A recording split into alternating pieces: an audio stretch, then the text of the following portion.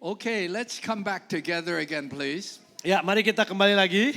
Kita akan mulai sesi selanjutnya. I know that you love fellowship, Saya tahu bahwa saudara suka bersekutu ya. and you can't break away. Susah untuk berpisah dengan teman-teman Anda. I love fellowship too. Saya juga suka bersekutu. You know, some of you may be shocked by what I'm saying about preaching. Saudara-saudara, mungkin saudara tadi sempat kaget atau ya shock lah dengar saya bicara mengenai persiapan khotbah. One of the key reasons the church grows is you're ministering to people's needs. Saudara, salah satu kunci dari pertumbuhan gereja saudara adalah ketika kebutuhan jemaat terpenuhi. And in Acts chapter 6, the apostles knew that. Dan di dalam kisah Rasul pasal yang ke-6, para rasul mengerti akan hal ini. They said, we will give ourselves to the word of God and prayer. Makanya mereka bilang kami mau fokus kepada doa dan firman. And then they equipped other people to do the other job. Dan mereka memperlengkapi atau menunjuk para diaken untuk melakukan hal yang lain supaya mereka bisa fokus mempersiapkan makanan rohani itu. But if you only give your people the leftovers of the time, then you will not draw people and the church will not grow. Tapi kalau saudara hanya kasih, mohon maaf ya, sisa-sisa remah makanan dengan waktu persiapan khotbah yang begitu minim, maka jangan heran kalau jemaat tidak bertumbuh. So I want to open up to your questions and comments now. Nah, sekarang mari saya akan buka forum tanya jawab mengenai topik ini. Silakan jika ada yang memiliki pertanyaan. Yes. Panitia boleh Can minta we get a mikrofon mic to him? untuk di belakang sebentar ya, Pak. Ya. Silakan, Pak. Oh, oke.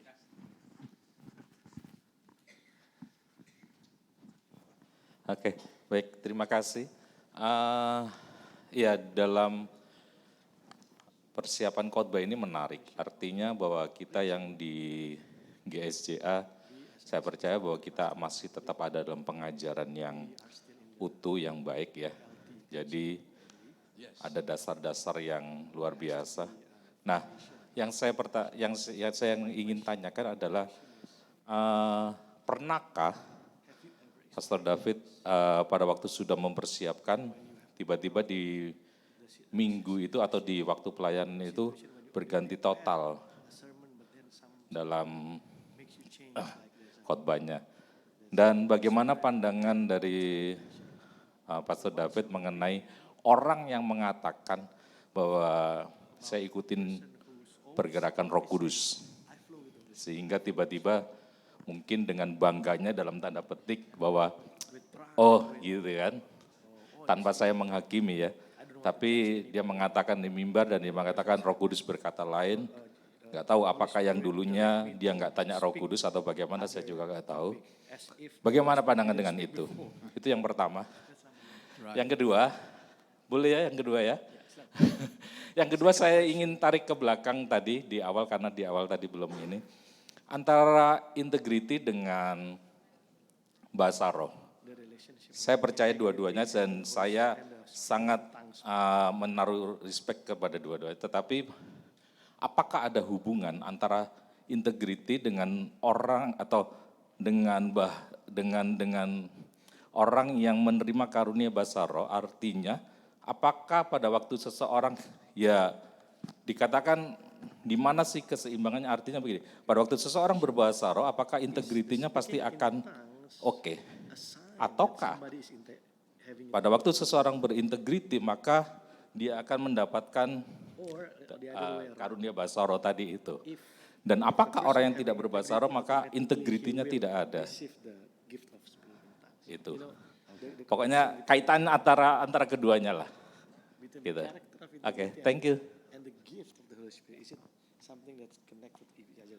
Is it a prerequisite? If you have integrity, then you can only have the tongues if you have integrity, or if the tongues is the sign that someone have integrity. Okay, very good question. Ya, pertanyaan yang begitu sangat baik. Thank you so much for that. Ya, terima kasih untuk pertanyaannya. On question 1, yes, sometimes I am very well prepared, but the Holy Spirit just moves me to preach something else. Ya, pertanyaan pertama, saya percaya ada momennya. Kita sudah persiapan sebuah khotbah, tiba-tiba Roh Kudus menggerakkan untuk berkhotbah yang berbeda. When you are well prepared and you are well prayed up, yes, it's easy for the Holy Spirit to move you to another Kalau engkau topic. sudah mempersiapkan dengan baik dan sudah berdoa, minta mengalirkan Roh Kudus, ya tentu saja Roh Kudus bisa mungkin mengarahkan ke arah yang berbeda. But the people that say that all the time, Tetapi kalau orang tuh tiap kali ngomongnya begitu, saya mau mengalir dengan Roh Kudus saya mau mengalir dengan Roh Kudus. you will discover that they say the same things over and over and over Pasti again. akan kelihatan khotbahnya sama aja sebenarnya. They think they're being prophetic, Mereka pikir itu artinya profetik. but the same content, the same points every time. Tapi sebenarnya isinya itu aja, setiap kali sama diulang-ulang. I one time heard a preacher preach. I came back to his church a year later. Satu kali saya dengar seorang pendeta berkhotbah, setahun kemudian saya datang ke gerejanya, Same sermon, different scripture. masih sama khotbahnya, ayatnya aja yang diganti. And so there's no substitute in the long term for good Ya. preparation. Dalam pertandingan jangka panjang tidak ada yang bisa menggantikan yang namanya persiapan. The second thing on tongues and integrity. Pertanyaan yang kedua, hubungan antar integritas dengan karunia berbahasa roh. In a few moments, I do want to talk to you about moving in the gifts of the Spirit. Sebenarnya nanti saya akan bahas juga tentang bagaimana mengalir dengan karunia roh But setelah ini. understand that the gifts of the Spirit are no indication of spirituality. Ya, pahami bahwa yang namanya karunia roh itu tidak selalu nyambung dengan kerohanian atau kedewasaan rohani, tidak selalu. The gifts of the Spirit are tools that we can use. Anggaplah karunia rohani sebagai alat untuk melayani. Someone could speak in tongues all day and live immorally all night. Ada orang yang bisa sepanjang harinya bahasa roh, sepanjang malamnya nggak benar hidupnya. So Ada. don't expect that they prophesy, they speak in tongues, that they are deeply spiritual. Jadi jangan mengharapkan kalau orang yang sudah otomatis bisa bahasa roh, bisa bernubuat, maka dia sudah dewasa rohani. Jangan samakan. It's like petrol in a car. Sama seperti bensin dalam sebuah mobil. Petrol is good, Bensin itu bagus, but that doesn't mean the car is good. ya. Bensinnya bagus belum tentu mobilnya juga otomatis bagus. And we as Pentecostals need to be alert to Nah that. ini orang Pentakosta kita ini mesti ngerti ini, saudara, mesti ajar ini ke jemaat. A person may be living immorally Orang bisa saja hidup tidak bermoral or may be deeply hurt atau mungkin lagi kepahitan misalnya, or maybe trying to draw attention to himself. atau mungkin juga dengan karunia-Nya dia sedang menarik perhatian kepada dirinya sendiri. So that does not indicate how spiritual they are. Jadi nggak jadi jaminan karunia rohani adalah tanda dari kedewasaan rohani. Okay, I hope I have answered that. Mudah-mudahan bisa menjawab. Are there other questions? Ada pertanyaan lain? Yes, yes, here. Ya. Terima kasih. Dr. Lim, saat ini kan momennya kan banyak orang laymen, lay people, ya, yang setia dalam pelayanan dan sebagainya, dan cukup lama submission dan sebagainya, dan kita berikan kesempatan dia untuk sampaikan firman, karena dia aktif di Komsel, ya kan, sampaikan. Tetapi kalau mereka yang sekolah Alkitab, tentunya kan kita belajar homiletika, ilmu khotbah dan hermeneutik, ya kan? Nah, seringkali kita lihat kerangka-kerangka dalam berkhotbah, dia lebih banyak testimoni, kesaksian dan sebagainya. Maksud saya pertanyaannya, apakah itu tanggung jawab pastor untuk mengajar dia? Ya, how to preach, ya, bagaimana dia berkhotbah, ya, dalam arti apa yang sesungguhnya, belajar ilmu khotbah dan hermeneutik, menafsirkan dan sebagainya. Karena sekarang ini kan konteksnya udah jauh berbeda dibandingkan zaman Alkitab. Teksnya tidak berubah, konteksnya berubah. Nah, bagaimana kita dengan wise untuk supaya memajukan mereka mendorong mereka supaya mereka juga menjadi tiang-tiang gereja juga. Bahkan kalau yang muda kemudian hari kan ada banyak juga lay people yang jadi hamba Tuhan, yang menjadi pastor. Kemudian hari mungkin ada regenerasi dan sebagainya. Tapi dia nggak keluaran sekolah. Nah, itu aja yang saya tanya. Okay. Thank you. Excellent question. Terima kasih, ini pertanyaan yang bagus sekali, saudara. Remember in Acts chapter 6, 2 of the 7 deacons became preachers. Kembali ya, di Kisah Rasul 6, walaupun tadinya diaken itu tugasnya melayani orang miskin, tapi 2 dari 6 atau 7 diaken saya lupa, akhirnya menjadi pengkhotbah juga. Filipus Philip opened up Samaria for the gospel. Ya, Filipus berkhotbah di Samaria. And Stephen preached the most powerful sermon in the book of Acts. Dan Stefanus itu adalah khotbahnya itu yang paling dahsyat di kitab Kisah Para Rasul sebenarnya. You Dua mean- orang ini adalah kaum awam. You may not know that, Mungkin saudara nggak menyadari hal ini. but he opened the door for the apostle, for Saul to become the apostle Paul. Saudara mungkin nggak sadar bahwa sebenarnya Stefanus lah yang membuka pintu bagi Saulus akhirnya nantinya menjadi Paulus karena khotbahnya Stefanus. He was amazingly gifted. Dua orang ini adalah pemimpin kaum awam yang diurapi. You see, Jewish religion at that time focused on 3 things: Orang-orang Yahudi zaman itu mereka fokusnya ada 3 hal. the promised land, Tanah perjanjian, the law, hukum Taurat, and the temple. dan bait suci. And Stephen, very nice. Dan He said, God spoke to Abraham, to Moses, and to Joseph before the law, outside of the land, and God goes beyond the temple in the tabernacle. Dan 3 hal yang menjadi penghargaan dari orang Yahudi itu dibahas dengan begitu apik oleh Stefanus, diberikan makna baru sepertinya dia ini kayak sekolah Alkitab, padahal dia enggak. So God mightily used him. Artinya begini, Tuhan juga bisa pakai orang-orang kaum awam seperti Stefanus loh. So you've asked a very good question. Jadi Pak Pendeta tadi pertanyaannya bagus sekali, bagaimana dengan memperlengkapi kaum awam untuk berkhotbah. I want to encourage setting everybody free for the ministry God anoints them for. Ya, saya menyarankan atau mendorong para gembala untuk membebaskan jemaat, menemukan karunia dia untuk melayani Tuhan. If I see somebody with potential talent, I might even give them 15 minutes or 20 minutes to share.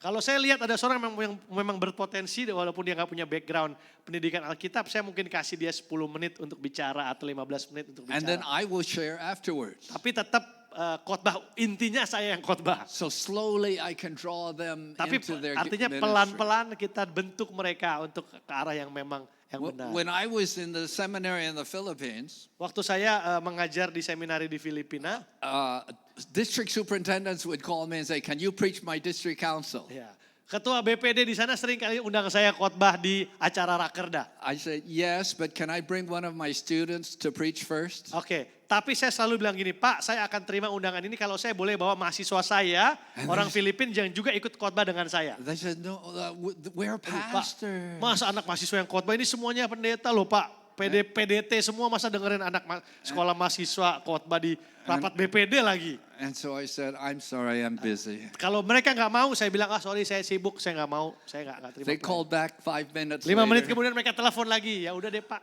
Okay, can you come? Iya Pak, nggak apa-apa Pak, nanti mahasiswa Bapak juga khotbah dulu deh. Because I'm always trying to train Kenapa? people. Saya selalu pengen train anak-anak muda untuk. And they may not have all the homiletical skills, Mungkin skill homiletiknya mungkin belum baik, but they have passion. tapi mereka punya semangat. They have anointing. Mereka punya pengurapan juga. And they can build the body of Christ. Dan mereka juga punya karunia untuk membangun tubuh Kristus. Amen. Amen. Amen. Amin. Amen. Brother? Silakan Pak. Ya.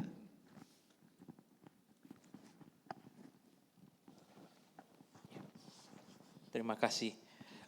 Saya mau bertanya soal gembala itu memiliki tanggung jawab untuk memperhatikan gizi atau nutrisi firman Tuhan dari jemaatnya. Lalu bagaimana dengan gereja yang punya sistem membuat jadwal pengkhotbah undangan? Karena saya menghadapi masalah ini di dalam pelayanan kaum muda. ketika saya merancangkan tema untuk pengetahuan dan juga pengajaran di dalam kaum muda, seringkali bentrok dengan pengkhotbah undangan karena mereka menyampaikan sesuai konteks mereka, padahal yang tahu kebutuhan jemaat, saya tahu gitu, maunya ke sini gitu. Jadi justru mereka membawa, apalagi ini kalau pengkhotbah undangannya itu dari gereja lain ya, bukan GSJA, itu doktrin yang lain yang mereka ajarkan. Ya. Dan ini yang menjadi kendala bagi saya. Ini karena sistem gereja ya. Kalau mau dibilang gembala punya pemegang kuasa untuk mengatur, oke. Tapi kalau gereja punya sistem sehingga gembala hanya ikut sistem, berarti kita bagaimana caranya gitu ya. Lalu, tapi saya tidak ada masalah dengan mengundang pengkhotbah ya, tidak ada masalah. Selagi itu baik, tidak sesat ya nggak apa-apa. Tapi kebanyakan sekarang pengkhotbah sesat banyak sekali soalnya. Itu sangat-sangat berbahaya. Lalu yang kedua, mengenai persiapan khotbah yang Pak David sudah sampaikan, saya terpana sekali bahwa rupanya kita harus menanyakan apakah khotbah-khotbah kita itu menyentuh orang-orang. Betulkah mereka membutuhkan, sehingga apakah orang-orang seperti orang profesional, tidak berpendidikan, janda, orang-orang terluka secara emosional, suami istri dan sebagainya, apakah itu menyentuh mereka atau tidak. Saya lagi ada pemikiran yang lain bahwa apakah itu nanti bisa menjadi sebuah hambatan untuk kita membangun kerangka berpikir jemaat terhadap firman Tuhan. Dalam arti gini, apa yang mereka butuhkan dari firman, bukan apa yang mereka pengen dengar dari firman. Itu kan agak berbeda tuh. Jadi seperti itu. Saat ini sama juga dengan yang tadi pengkhotbah undangan itu.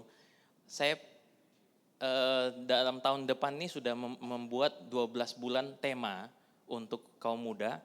Tetapi saya melihat bahwa ini memang harus menjadi kebutuhan mereka akan firman.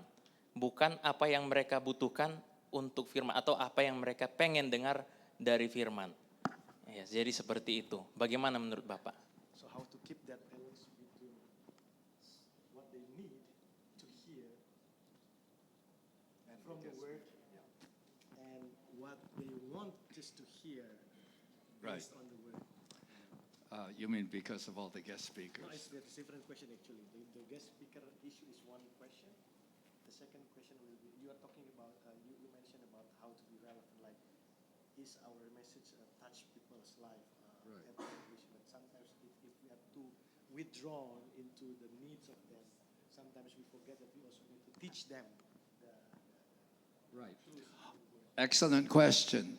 Pertanyaan yang bagus sekali. Okay, if you're not the senior pastor, you have to work with the approach. Kalau saudara bukan gembala sidang, maka saya sarankan Anda untuk tetap ada di dalam sistem yang sudah disepakati. Then I would use another way to teach. Maka ada cara lain kan sebenarnya untuk mengajar di luar berkhotbah misalnya. I might use the cell groups. Mungkin dari cell group, dari KKA. I might use a special day of retreat where we just study the Word Mungkin of God. ada hari khusus untuk kita pergi retreat dan disitulah kita mengajar mereka. So I would talk to the senior pastor and I would say, yeah, can I have a day of just studying the Bible with the young people? And you work around that. Ya, saudara tetap menghormati sistem itu, tetapi saudara mungkin minta izin kepada Pak Gembala, saya mau bikin hari pendalaman Alkitab atau retreat pendalaman Alkitab sehingga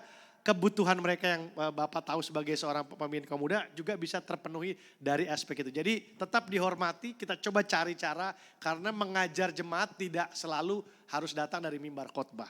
Related to the second question, Nah sekarang pertanyaan yang kedua. I'm not saying preach to what they want to hear. Saya tidak sedang menyampaikan bahwa kita harus berkhotbah sesuai keinginan mereka. But I'm saying preach to what they need to hear in a way that they will receive it.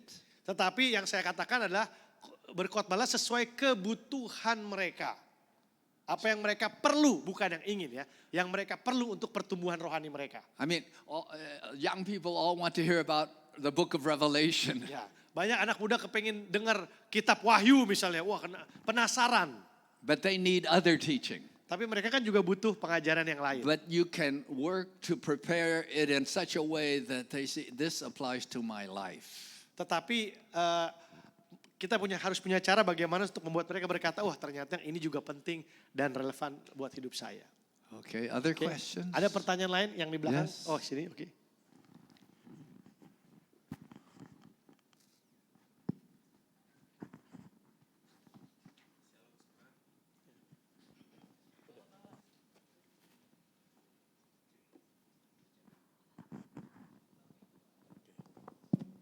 Oke, Shalom. Nama saya Pendeta Daniel Edwin. Saya ada beberapa pertanyaan. Terkait dengan menyampaikan firman Tuhan, kalau kami Gereja Perintisan, 52 minggu kesempatan untuk menyampaikan firman Tuhan, kalaupun di tengah minggu, berarti menjadi 102 minggu, atau 102 kali. Dan kita pendeta-pendeta paling, apalagi kalau dari sekolah teologi, diajarkan banyak hal. Jadi kita pikir ya banyak hal yang perlu kita sampaikan. Tetapi keterbatasan kesempatan untuk menyampaikan, tidak cukup waktu. 1 jam seakan-akan malah tidak cukup. Tapi terlalu 1 jam juga terlalu lama, begitu kan. Di satu sisi kita seperti yang Bapak sampaikan bahwa kita perlu mengetahui atau menyampaikan firman Tuhan sehingga jemaat merasa bahwa itu relevan dengan kehidupan mereka. Di satu sisi yang lain juga ada yang sedang terjadi di sekitar kita, isu-isu tentang yang sedang terjadi, kondisi-kondisi yang sedang terjadi atau yang sedang gencar-gencarnya dibahas di internet, isu tentang COVID, isu tentang ekonomi di negara, isu tentang Rusia lah, Ukraina, usia tentang apa yang sedang terjadi di gereja secara nasional, mungkin banyak hal. Nah, ini kan gampang sekali kita ke distrak, mengalami seperti itu. Sementara kita pengen memberikan yang terbaik untuk pekerjaan Tuhan, memberikan kepada jemaat yang terbaik buat mereka sehingga mereka mengalami perubahan kehidupan. Nah, saya tertarik sekali dengan apa yang Bapak sampaikan tadi tentang membuat kalender. Mungkin kalau ada contoh juga bagus seperti itu. Yang ingin saya tanyakan adalah bagaimana di satu sisi memang kita sudah tahu ini harus relevan dengan kehidupan jemaat, tetapi dalam membuat kalender sepanjang 1 tahun itu, apalagi kalau seperti yang Bapak sampaikan bahwa sudah 7 jam, tetapi begitu udah dekat hari Minggu masih juga bergumul, ubah lagi ini, ubah itu, gitu kan. Ada yang perlu didoakan lagi, diubah, jangan-jangan ini tidak cocok, atau sementara kita juga perlu khotbah untuk 1 minggu punya, gitu. Di satu sisi kami, contoh ya, kami sudah siapkan ini untuk 2 bulan, sudah siapkan untuk 2 bulan, seperti itu. Tapi begitu dengar seperti ini, banyak hal yang ternyata perlu digumuli. Nah, ini yang menjadi tantangan kami sebagai gembala, bagaimana untuk meng-create sedemikian rupa. Di satu sisi kita mengandalkan pengurapan, mengandalkan doa, tetapi juga kita tahu keterbatasan waktu, kesempatan untuk menyampaikan. Nah, lalu kemudian membuat kalender khotbah. Mohon arahannya seperti apa baiknya. Terima kasih.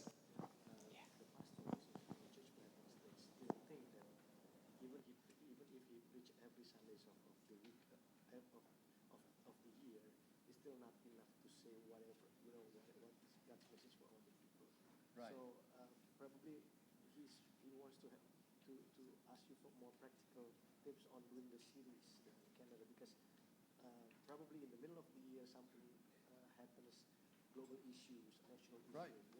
So how to keep that balance between. Is there any practical tips? Okay, very good question. Thank you. Terima kasih, pertanyaannya luar biasa ya. That's why I say I plan about 36 to 40 weeks a year so that there's flexibility if the Spirit of God leads me to preach other topics. Ya. Jadi tadi saya sampaikan ini kayaknya pertanyaannya Pak Edwin lebih ke bagaimana tipsnya atau menjaga keseimbangan, memasukkan semua faktor-faktor tadi ke dalam kalender khotbah gitu kira-kira ya. Yang pertama dari Bapak adalah jangan siapkan 52 minggu. Misalnya 36 sampai 40 minggu yang sudah disusun di awal tahun sehingga jika ada isu-isu dan kalender itu artinya tidak harus dipilihkan sudah akan dikhotbahkan di tanggal berapa, bukan. Hanya konsepnya saja, menunya sudah disiapkan. Tapi sisakan kurang lebih, kalau 40 minggu berarti masih ada 12 minggu atau 3 bulan untuk kemudian memasukkan entah itu tuntunan Tuhan yang fresh atau isu-isu yang sedang terjadi di masyarakat, jadi masih ada ruang. Artinya jangan di konsep 52 minggu itu udah fix temanya akan apa saja gitu. Itu yang pertama. And then if you're pioneering a church, Nah kalau dalam konteks perintisan gereja, Billy Graham put it so nicely. ini kutipan luar biasa dari Billy Graham. If you start a church, pick out some key leaders, maybe 12 disciples. Kalau Anda sedang merintis gereja, kata Billy Graham, pilihlah 12 pengikut atau murid-murid utama. And pour your Misalnya. life into them. Kemudian taruhlah seluruh hidupmu kepada 12 murid utama ini. So they form a foundation of what you need to do. Sehingga ada satu kelompok orang yang memang sudah punya pondasi yang kuat dari apa yang nanti Bapak akan bangun selanjutnya. Okay? Anyone else? Kira-kira seperti itu. Bisa Yes, menjawab ya Pak ya? yes. Oke. Ya Pak Tony. Jangan kasih tanggalnya dulu, tapi sudah ada menunya. Tinggal nanti ditaruh di mana yang Dr. Lim, saya surprise kalau setiap minggu Pastor David bicara tiga services, tiga kebaktian dalam berkhotbah. Nah, saya mau tanya, sebaiknya kalau jadi gembala itu dalam sebulan, sebaiknya berapa kali khotbah? Biasanya yang umum kita di Jakarta, di Indonesia ini, gembala itu cuma khotbah pada waktu Holy Communion.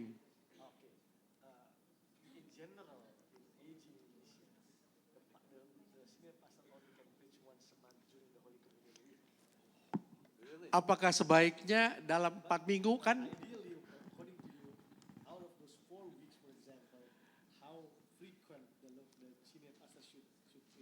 Apa sebaiknya kalau sebulan itu ada 4 minggu, 4 weeks or 5 weeks, gembala itu, gembala ya, pastor harus khotbah 2 kali atau 2 minggu, yang 2 minggu tamu atau deacon. Thank you for that question. Terima kasih untuk pertanyaan itu. I am a teacher. Saya menganggap diri saya adalah seorang guru, saya seorang pengajar. And I am very careful who preaches in my Saya congregation. sangat berhati-hati sekali memilih siapa yang saya izinkan ada di mimbar gereja saya. What they teach must be extra special. Mereka harus punya pengajaran yang ekstra spesial untuk saya izinkan ada di situ. Well, I protect my pulpit. Karena saya melindungi mimbar saya melindungi jemaat saya. So I preach at least 3 or 4 times a month. Bahkan rata-rata kalau nggak 3 minggu, ya 4 minggunya saya yang khotbah semua. But not all of you are, that teacher type. Tetapi mungkin saya tahu bahwa, saya mungkin sadar bahwa nggak semua saudara punya tipikal sebagai seorang guru seperti saya. But that grew the church from maybe 1,000 to 4,000. Tapi dengan sistem yang Pak David anut, waktu pertama kali jadi gembala 1.000 jemaat, sampai selesai mengembalakan 4.000 jemaat. Because people knew they could get fed. Karena orang tahu, yakin waktu datang hari Minggu, Pak David yang akan khotbah, kami akan diberi makan dengan But I pantas. understand. Gitu. Tapi saya paham situasi Bapak. In some churches you do once a month. Kadang-kadang ada gereja-gereja yang gembalanya hanya bisa berkhotbah sebulan sekali. Then you must grow the church on powerful music. Mungkin saja strateginya di musik kalau begitu. Pengajarannya lewat musik, artinya musiknya harus bagus. Strong cell groups. Atau dari pengajarannya itu dari KKA-nya good outreach among your people. atau penjangkauannya. So if your church is like that, I don't condemn you. Jadi kalau saudara gerejanya sistemnya seperti itu, saya tidak sedang menghakimi saudara. I serve by my gifting. Ya. Karena saya hanya melayani berdasarkan karunia yang Tuhan berikan kepada So saya. if you only preach once a month, then you must find other ways to reach the world. Kalau saudara hanya bisa berkhotbah 1 bulan sekali, maka saudara harus berdoa dan cari cara gimana caranya memberi dampak kepada jemaat dan kepada dunia lewat cara yang berbeda mungkin. Amen. Amin. Amen. Okay, way back there. Yeah. Yang di belakang sini ya. Sebentar ya Pak, nanti ada gilirannya. Ya, Ya. Habis ini sebelah kanan ya kita pastikan. nama saya Ferry. Saya mau mengkaitkan dengan tadi di Lukas 7 dan Matius 11. Poin penting yang saya lihat di Lukas 7 dan Matius 11 itu di Lukas 7 ayat 35 dikatakan di situ bahwa hikmat Allah dibenarkan oleh perbuatannya. Kalau di dalam bahasa Yunani dia pakai teknon, anak. Tapi kalau di Matius 11 ayat 19 di situ dibilang ketika mereka mempertanyakan apakah Yohanes Pembaptis atau Yesus, Yesus sedang sebenarnya sedang mencela Yohanes Pembaptis waktu itu. Karena dia meragukan tentang siapakah Yesus, apakah sudah Yesus sebagai Mesias atau tidak. Baru Yesus katakan tentang perumpamaan itu. Dan Yesus bilang hikmat Allah dibenarkan oleh perbuatannya. Di dalam hal itu pakai ergon. Atau ergon. Nah, saya mau kaitkan dengan apa yang ditulis oleh Yesaya 8 ayat 18 dan ayat 20. Di Yesaya 8 ayat 18, Yesaya katakan, aku dan anakku menjadi tanda dan alamat bagi orang Israel.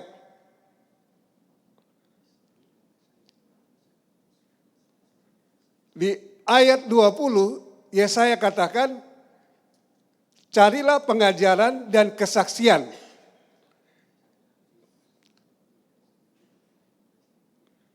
Siapa yang tidak berbicara atas dasar itu tidak akan terbit fajar atau tidak akan mendapatkan pertolongan. Maksud saya, di dalam pengajaran-pengajaran tiap minggu, ya saya setuju dengan Pak David, kita mesti bikin jadwal. Saya juga senang dengan Pak David yang hampir setiap minggu berkhotbah.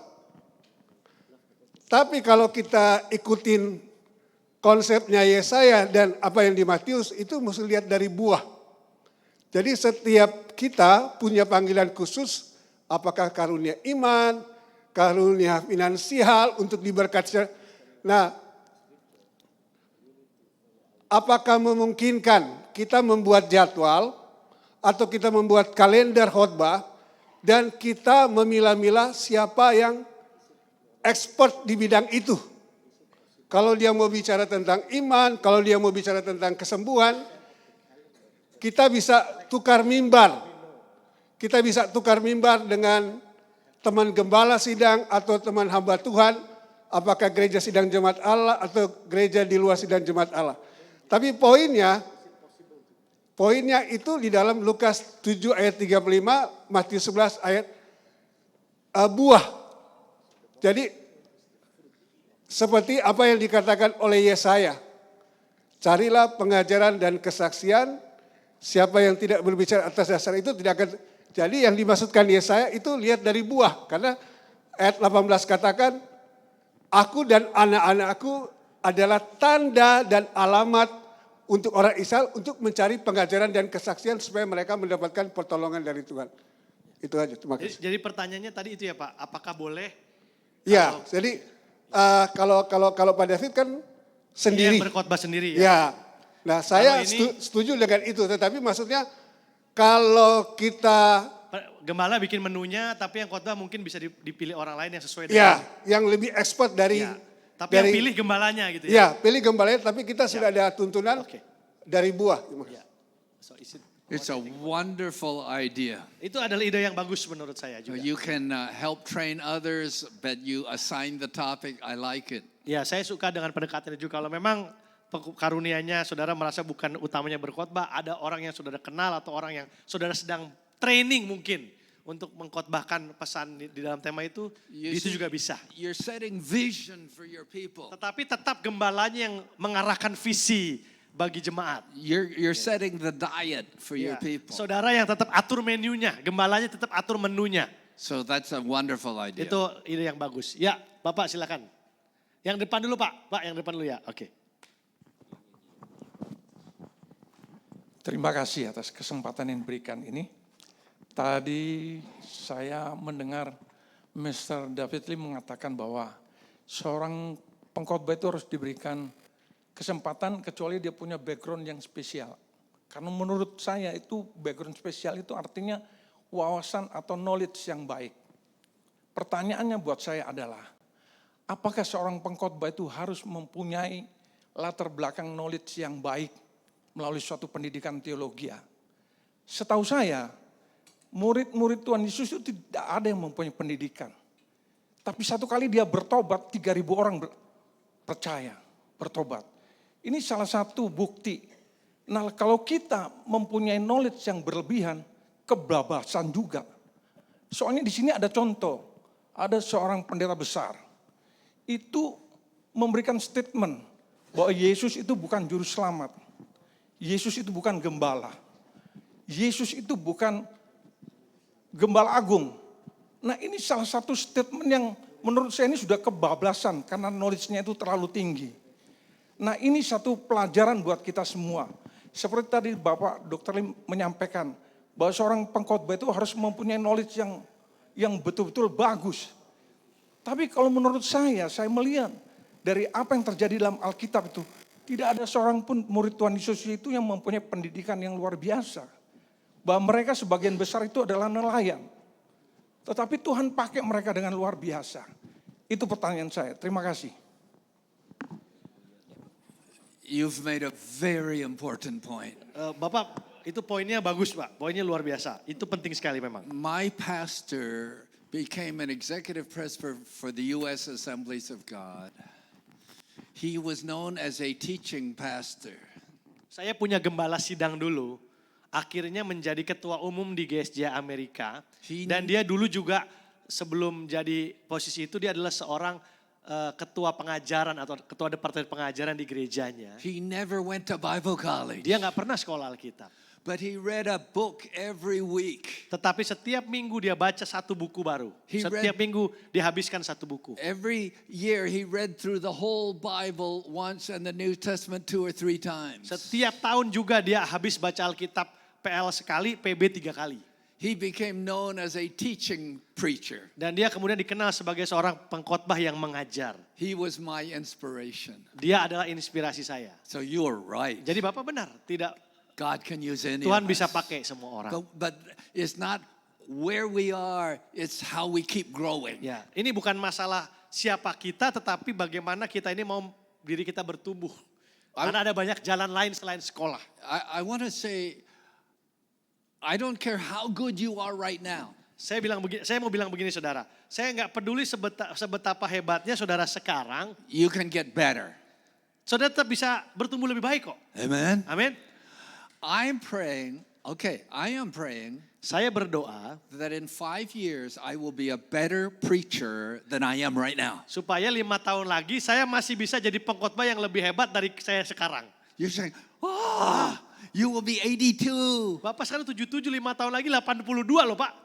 I must keep growing. Saya tetap harus belajar, saya tetap harus bertumbuh. And I'm praying that in 10 years I'll be better than I am 5 Dan years saya from berdoa now. supaya 10 tahun lagi saya akan jauh lebih baik daripada 5 tahun lagi. Hallelujah. Hallelujah. Hallelujah. Hallelujah. You see, if you stop growing, you die. Saudara, kalau saudara berhenti bertumbuh, pada dasarnya saudara mati. And no matter what you're gifting, grow in it. Apapun yang menjadi karuniamu, terus kembangkan, terus bertumbuh. Any other questions? Ada pertanyaan lain? Silakan. Ya, terima kasih. Pertanyaan saya adalah kita anggaplah kita semua sudah mempersiapkan khotbah dengan sebaik mungkin. Tapi menurut pandangan saya kalau dikemas dengan cara yang tidak menarik pun pesannya tidak akan sampai gitu. Karena tadi dibilang kalau kita di media sosial itu 5 menit kalau di televisi. Tapi kalau sekarang di Instagram, TikTok hanya 3 detik. Pertama itu menentukan impresi kepada audiens kita. Nah, saya pribadi adalah, ini pandangan pribadi ya, bukan mewakili semua. Saya menganggap diri saya adalah korban gaya berkhotbah barat. Karena setiap kali saya berkhotbah, cenderung saya membuat poin 1, 2, 3, dan 4. Dan mengutip kata ini gitu loh. Nah itu kan buat saya pribadi, saya harus belajar berubah. Karena budaya kita kan budaya cerita. Di Indonesia ini kan budaya Melayu cerita. Dan itu digunakan oleh saudara kita dengan sangat efektif. Waktu mereka ceramah, mereka menghafal ayat itu dengan lancar dan bercerita dengan cerita lokal, kultur lokal, nyambung. Jadi itu relate dengan audiens mereka. Nah, beda dengan saya. Ini kembali saya ya. Saya lebih sering khotbah dengan cara kebule-bulean gitu. 1, 2, 3 and then gitu. Nah, itu bagaimana pandangan Pak David mengenai hal ini gitu.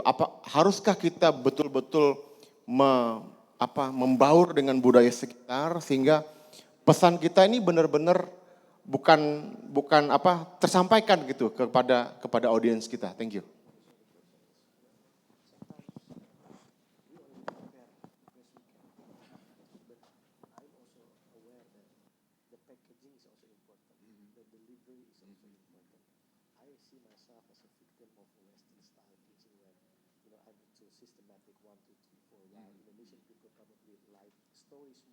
That's why our Islamic preachers are more well known because they use stories, they talk in a way that people can understand. So in your opinion, how important is the delivery or the preaching? Is it kind of the thing that we need also to prepare or Yes, very excellent question. Pertanyaan luar biasa, saudara. You see, you prepare the essential message.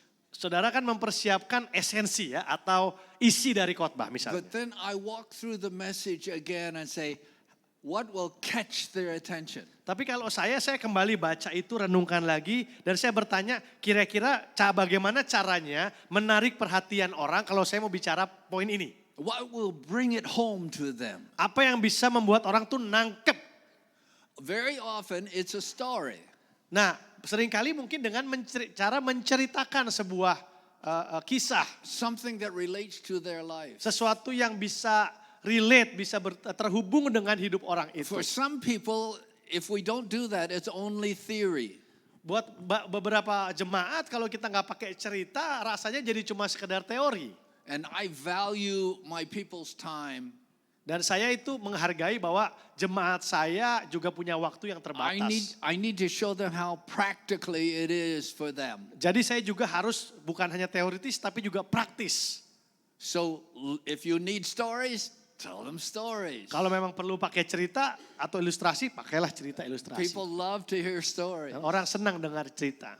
And especially if you're preaching with interpretation, you need to tell stories. Ya, terutama kalau bayangkan kalau saudara khotbah dengan menggunakan penerjemah, itu harus kuat di bagian storytellingnya, saudara. Excellent, excellent. Yeah. It's not just ABC. Jadi jangan cuma ABC atau 1, 2, 3. But my life into your life. Tapi ini hidup saya, ceritanya seperti ini, nyambung sama hidupnya jemaat. Before we take another question, let me see. Can we put our Shannon Weaver communication Tolong model?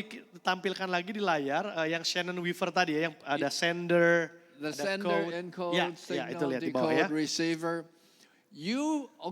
Many people think that they have finished communicating after signal. Ya, banyak pengkhotbah merasa bahwa setelah bagian signal, yaitu pengurapan, relevansi, otoritas firman, itu udah selesai persiapannya. But I'm trying to show you that you have not communicated until you get all the way to the receiver. Kalau saudara belum mempertimbangkan faktor siapa yang mendengar, receivernya, belum selesai persiapannya. And in preaching, it's not just until the receiver, but it's until the receiver becomes another sender. Tugas kita belum selesai kalau cuma sekedar si penerima pesan itu menerima dengan baik. tugas kita baru selesai kalau si penerima pada akhirnya menjadi sang pengirim pesan nantinya. Kalau dia jadi pengkhotbah lagi, kalau dia jadi orang yang bersaksi lagi, baru tugas kita berselesai. You see, that is discipleship. Itulah pemuritan. Now, I'm not very good at athletics, but I love sports. Ya, saya kurang bisa berolahraga, tapi saya suka nonton olahraga. And in sports, the key is the follow through. Ya, dan dalam olahraga tuh biasanya gerakan yang penting justru gerakan setelah gerakan utamanya. In basketball, it's not just letting the ball go.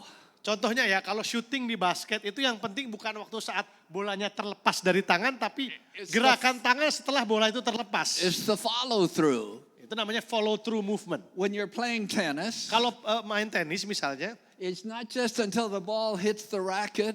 tugasnya belum selesai waktu bolanya kena raket. It's the follow through. Tapi kita harus berlatih apa gerakannya setelah bola itu So you terlepas. have not preached just because you finish your sermon. Jadi khotbah saudara belum berhenti ketika saudara sudah selesai berkhotbah loh. You have to think what will Kita harus- happen in their lives after you finish preaching. Kita harus pikir apa yang akan terjadi kepada hidup jemaat saya setelah mereka dengar khotbah ini, apa yang akan mereka lakukan. So you have not preached until you have helped develop another sender. Ya, kalau belum si penerima kemudian menjadi pengirim pesan, si jemaat Hallelujah. menjadi hamba Tuhan, belum selesai tugas kita. Hallelujah, hallelujah.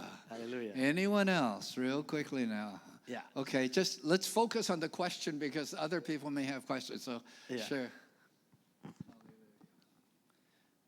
Intronya jangan terlalu panjang, nanti yang mau nanya ya, langsung ke Oke. pertanyaannya. Kalau takutnya masih banyak yang mau bertanya. Oke. Cukup banyak anak-anak muda yang hadir di gereja kami, tetapi saya menemukan kadangkala ada mungkin gap generasi ya. Percakapan mereka kadangkala saya sudah tidak mengerti. Dan meskipun anak-anak saya itu, dua anak saya itu yang pertama 18 tahun, yang kedua 17 tahun. Jadi sebenarnya bisa saja saya menyelami, tetapi saya menemukan bahwa ada seperti gap generasi. Nah, bagaimana menyampaikan firman Tuhan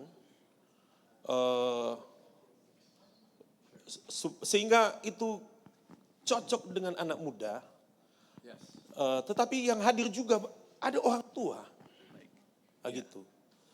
Lalu kemudian yang kedua adalah memimpin gereja, mengorbitkan anak-anak muda untuk menjadi secepatnya jadi pemimpin.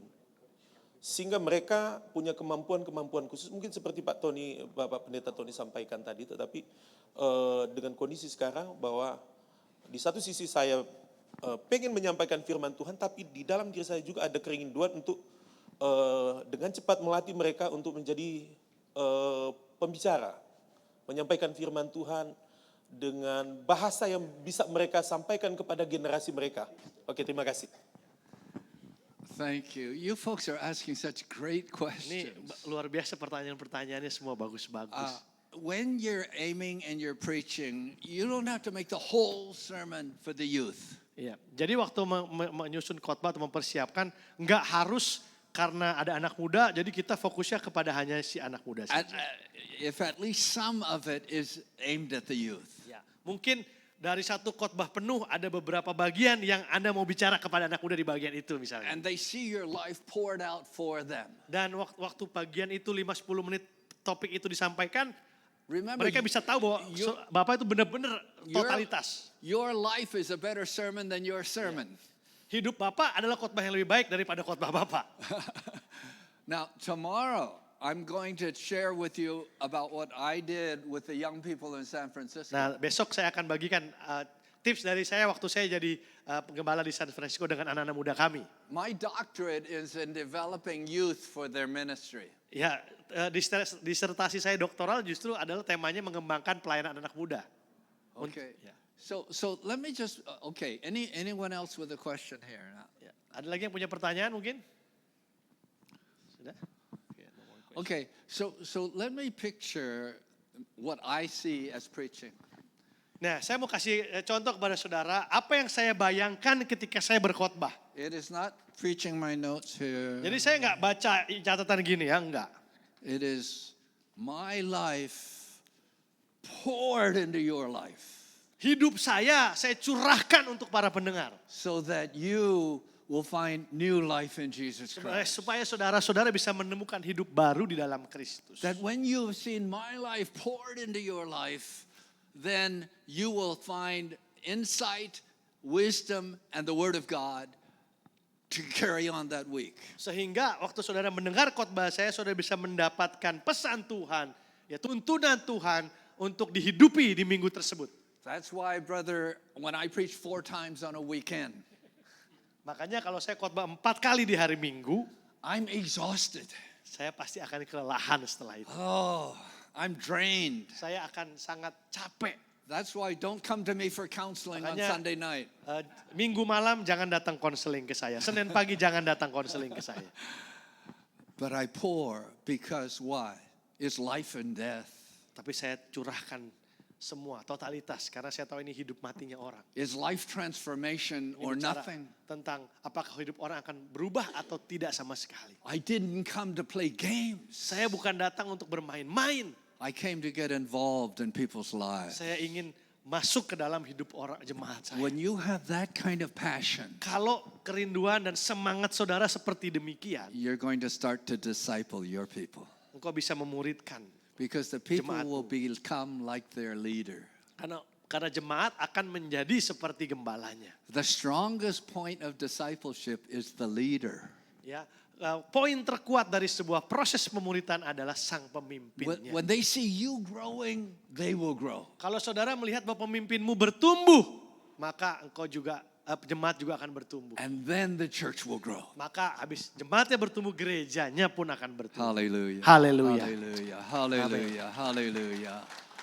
What I would like us to just spend a few minutes together and pray. Could we just stand? Mari kita bangkit berdiri, kita ambil waktu sejenak untuk berdoa. You know what I'd like you to do right now is find 2 or 3 people and begin to pray for them. Saudara, saya minta saudara ambil 2-3 orang Some of yang you, bergandengan tangan lalu tanya are apa going- yang bisa saudara doakan lalu kita saling some mendoakan. of you are going through a tough time. Saya tahu bahwa beberapa di antara saudara sedang mengalami masa yang sulit.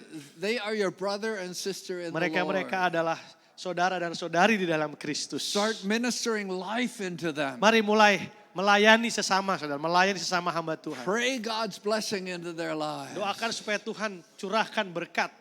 Get to know them. Kenalan kalau perlu saudara yang belum kenal. Hallelujah. Hallelujah. Kura ba ba ba shandai. Hura ma ma ma ma.